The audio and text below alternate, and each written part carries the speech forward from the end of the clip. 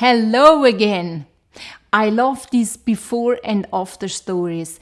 In TV, you can see all these shows where they show you houses, old houses, and then they wake through a renovation and they turn out to be totally different. So you have this before and after in houses or rooms they changed or people they went through a makeover.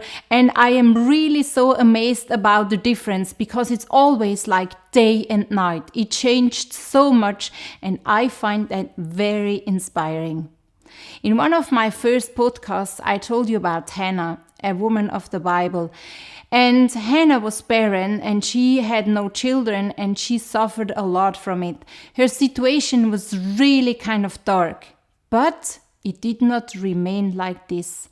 Something happened and changed everything, her whole attitude and everything.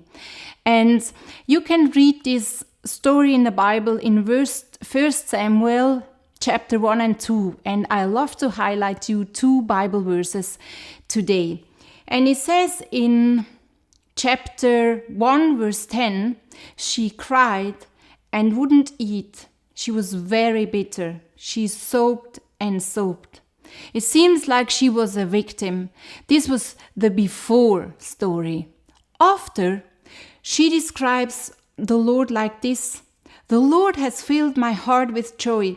He has made me strong. I can laugh at my enemies. I am so glad." So, can you see the difference from her story before and after? And I have another Bible verse, the verse 6 from chapter 1, where it says, "Peninnah, this was the second wife of her husband, teased Hannah to make her angry. She did it because the Lord had kept Hannah from having children." Peninnah teased Hannah year after year.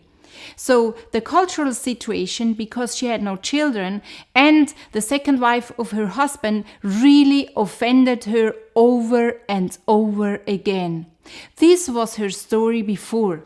And then we also read her story after, which you can read in 1 Samuel chapter 2 verse 3 and 4. There it says, "Don't keep talking so proudly," says Hannah. "Don't let your mouth say such proud things. The Lord is a God who knows everything. He judges everything people do. The bows of great heroes are broken, but those who trip and fall are made strong." Her situation was so black in the beginning and turned out to be so light and so white at the end. And it all changed when she made herself vulnerable before the Lord, and when she invited the light, which is the Lord, into her life. Then all the darkness went away. You see, life begins where death loses power and where we invite the light into our lives. There was a situation lately where one of my sons really hurted me in a bad way. He offended me so much and I was totally blown away and so hurted. During the night I woke up and my thoughts were spinning around and round and round about this situation. And I thought I was thinking about the consequences I would give him for his behavior, but actually I had only thoughts of revenge in me. Until I invited God, until I made myself vulnerable before the Lord and I started to speak about what hurt me, about my feelings. And then my dark situation all of a sudden lightened up because I could see things from a new perspective, from a new and different point of view, because I invited the light. We all find ourselves in situations where it seems that darkness is taking over and it gets darker and darker. The world gets darker and darker. The situations we are personally in get darker and darker.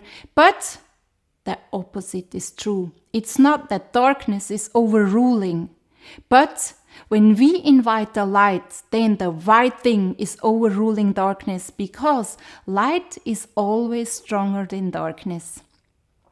So I want to go back to the beginning, to the very beginning. Imagine yourself being one of these houses before. Which room in your life would need a makeover?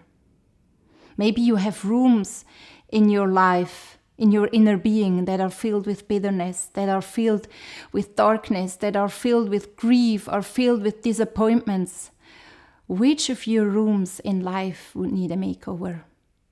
Invite Jesus, who claimed to be the light, in order that not the black things overrule your life, but the white things overrule your life. And I wish you from the bottom of my heart that you have a lot of these after and before stories, of these before and after stories, and experience these differences that are always like night and day.